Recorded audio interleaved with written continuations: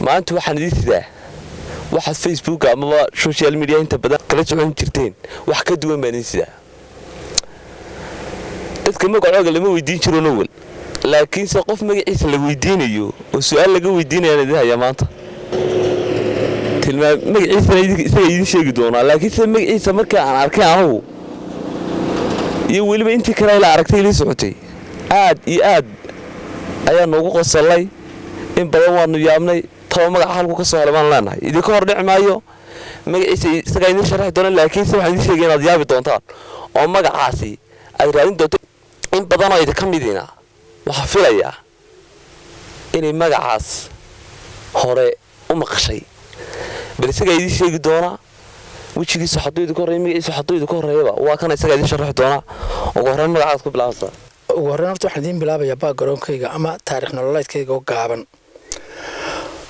أنا waxaan ku dhashay magaalada Burco halkan imka Siirooga loo yaqaan ama dawladda hoose horteeda guri 100 talaabo u jira halkaas aan ku dhashay saddexda iskuulna halkaas aan ka galay dugsiga hoose dugsiga dhexe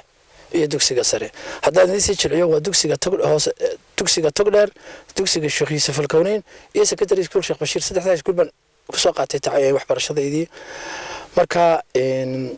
normal intay deewe aan yaraa iyo intii aan soo korayay in ku taabaqaday aan ku weynaaday aan ku aqal galay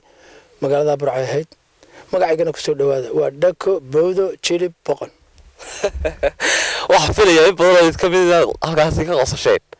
waad filaysaan waliba inaad soo qosli doontaan magaciisa waa kaas wuxuu noo sheegay yahay Dhako Bowdo Jilib Boqon Dhako Bowdo Jilib Boqon qofku waa jirkiisa laakiin soo qof loo baxa magac waa kow بالمحا مقعد قرمد لبحضي بسم الله horta magacan anigoo yar oo ilaa 7 jir ilaa 8 jir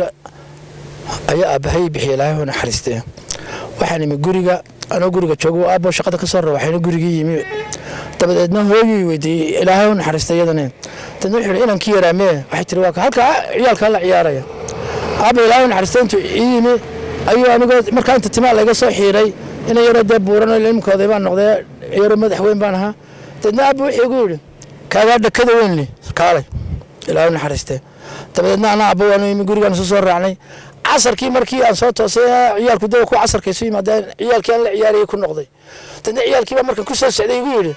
alla waa kan kii dhakada weynaa waa magaci aabo igu yiri Ilaahay naxariistay kaaga dhakada weyn la kaalay dabadeedna markii dambe weynaantii way ka reebeen Dhako arso magacayga Dhako halkaas uu ka yimi magaca aabay baan idin raacinaya aabay sidoo ii sheegay Ilaahay naxariistay taariikhdiisa waxa uu ku dhashay miyiga dadna isagoo 6 jir ayuu magaalada Burco soo galay dabadeedna berigii hore ciyaalku dhafadla la oran jiray hudheelada ka shaqeyn jiray dadna wuxuu hudheel baan ka shaqeeyay hudheelkii baan weelkii xal jiray markii dambe mudalab baan noqday dabadeedna qofku markuu laga hilibigay oo soo hilibay kan ayaan oran jiray wariyaha hoy Bowdo shiliskan cad Bowdo oo shilis oo la yaabay kan dabadeedna isagana ragga marka dambe yimaadeen jawaab Bowdo sheegtay la kaale Bowdo sheegtay la kaale magaca baan halkaas ku baxay kaawoga baan idin raacinaya awoogo ninka aan buu haystaa Ilaahay naxariisto ka saddexdeedaba hooyo aabo iyo awoobo Ilaahay naxariisto ninka aan buu Jilbagaab baa la oran jiray dabadeedna Jilbagaab ayaa la oran jiray dabadeedna Jilbagaabkii baan ka reebay Jilibkii baan soo qaato saasan kula baxay Dhako Bowdo Jilib magacii hooyada ayaa aabaha kula baxeen ee rasmiga ah muxuu magacayga hooyada iyo aabahay igu wanqaleen waa magaca adduunka ugu qaalisan ee loogu jecel yahay waxaan la magacahay Nabi Maxamed alayhi salaatu wasalaam magacayga waxa la Maxamed Cabdi way dad badan baa waxay weydiinayeen intii aan wada soconay waliba meheradii iyo dadkii aan ku laxnay waliba saadow lacagta ugu tirayay magaca markay arkaan aad bay u la yaabayeen dadkuna aad bay waliba u yaqaanaan bal saadan lambarkaaga aad ku soo furatay magaca ku soo furatay bal sida markii lagu furayay shirkadu soo koraa macaamshay aad bay mahadsantahay shirkadda Telesom Group aad baan ugu mahad celinayaa oo shirkadan aad u jecelahay Ilaahay ha barakeeyo dhamaan shaqaalahan aad baan u salaamayaa horta magacan Telesom ma ilaahayna magac barakaad leedahay xilliga ay soo baxday ahayd kaararkayga laga garanayay 347ka ayaa laga garanayay barakaad baa bariga la oran jiray waxaan u fooqiyay dhisatayna Ilaahay ha barakeeyo bariga ma ilaahayna guri kiraaba bay ku jirtay telefoonada nimka smart market suuqa lagu wada sitana adduunka ma Soomaaliland ba jirtay Afrika ma olino Telesom ta keentay sanduuq yaro almuunium inta u samaystay mobilada halka laga iibsan jiray oo berigi telefoonada leena barayay marka caaqilkeen iyo suldaankeen iyo dhaxalkaagii keen iyo waxaa samey jirine suuq geynta ayuunbaa iyadoo qaali ku ahaa inuu qofku kaar ka qaato oo telefoon ku hadlo ayuunbaa qaali ku ahaa dadweynuhu markuu yidhi kaar baan ku aan kaarka magaca aanu sheegtay uu yaabay dadna wuxuu yidhi niyo magacaas sidan aqoonsiga ku geli karaa waxaan ku magacaas leeyahay dad kaarka siinaysan ahlan wasahlan haddii aanad siinayna ahlan wasahlan dad wuxuu dhib ma laha waan ku siinayaa ku celin maayo laakiin fadlan aqoonsi maad leedahay kaarka wax aqoonsiga magacaas kugu qoray haa baan ku yidhi liisankaygii baan tusay oo isna ku qoray dhagka booda jilib waa mucjiso weliba waxa ka daran populationka aad intaad magaalada joogto ama dukaamada iyo weliba meelaha kale lacagta ku diraso sida sarfilayaasha kale man magacaaga inta badan dadku kuwa yaqaanka moobilka ku dirta lacagta saqda dhexe labada habeenimo marka moobilkayga xidho subaxii aan ku tusay mid labadii soo garaacay mid saddexdii soo garaacay baa message ku soo gala dadna xasaa qof muhiim ma weeyaan qofkaas iyo markan dib u garaacay wuxuu yiraahdaa ama ninkii jinka ahaaba dadna dadku caqabadaha ugu weydiiyaan inaad majinbaatay meesibaatay inaad halkada adduunka kaga nooshaa inaad magacan sidee baad ku kashay aankan su'aalahaas inta badan way weydiiyaan laakiin afisi saamaxbigeyn xaliban uga ka ahay oo wadankaygi Somaliland dawladeeda barakeysan dalkayga barakeysan dadkayga barakeysan aad baan ugu mahadcelinayaa magacana aniga la yiraahdaa cidii igu cayda iyo cidii igu faantana afisi saamaxweeyaan dad badan waxaan arkay ku raadinaya ku haa allo maninka ma raadinayna balka war dadka dareegi kula qaybsanayeen dawladda la socotayba dacar buruq bay ahayd inaan baan wax ka iibsanay dukaan ayaan wax ka iibsanay dabadeedna waxaan ku dhistaa damaasa dabadeedna ninkii markuu moobilkii magacayga kaagay dukaankii uu ka soo carray uu saaga warkaal kale maninka adduunka u wareeriyay raadinayay baatay marka kaasba ma ahayd dadkoo dhan wacaynka maalmaha kamid mukhallas baan ahaan jiray dekada barbara ka shaqeeya tanda nin ayaan ku yiri gaari soo cashuur ninkii markan gaarigii soo cashuur baan ku lacagtii soo daa